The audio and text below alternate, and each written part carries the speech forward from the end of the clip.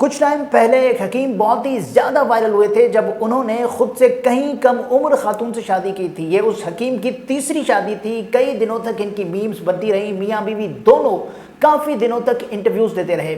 اسی حکیم صاحب کی اپنی بیگم کے ساتھ ایک ویڈیو وائرل ہے جس نے سب کو چونکا دیا ہے۔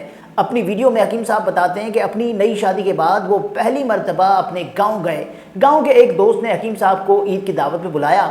وہ بتاتے ہیں جیسے ہی وہ اس دوست کے گھر گئے تو انہوں نے چائے پلائی۔ اس دوست نے حکیم صاحب کو یہ کہا کہ اپنی بیگم کو بلائیں، ہم نے ان کے ساتھ تصویریں بنوانی ہیں، لڑکیاں انتظار کر رہی ہیں۔ حکیم صاحب کہتے ہیں کہ میں نے اپنی نئی نویلی بیگم کو بلا لیا۔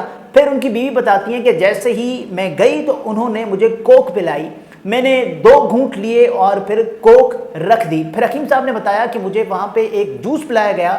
مجھے صفدر نامی شخص نے کہا کہ حکیم صاحب آپ گلاس پورا پی لیں۔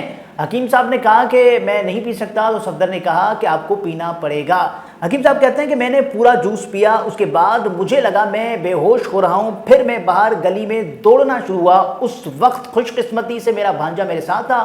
اس سے میں نے کہا مجھے جلدی اسپتال لے جاؤ، مجھے جوس میں یا تو زہر دیا گیا یا کوئی نشہ آور چیز پلائی گئی ہے۔ مجھے سول اسپتال سنبڑیال لایا گیا۔ وہاں موجود ایک ڈاکٹر نے میرا معدہ یعنی اسٹمک کلین کیا۔ حکیم صاحب کہتے ہیں کہ میری جان کو اب بھی خطرہ ہے، میں نے اپنے سیمپلز ہاسپٹل میں چھوڑے ہیں، وہ چیک کیے جائیں اور ملزمان کو قانون کی گرفت میں لایا جائے۔ میرے چھوٹے چھوٹے بچے ہیں، میں نے کبھی کسی کا برا نہیں چاہا۔ جنہوں نے مجھے دعوت دی میں تو ان کا بھی برا نہیں چاہتا، ان کا بھی میں نے ہمیشہ اچھا ہی سوچا ہے، اور انہوں نے مجھے زہر پلایا ہے۔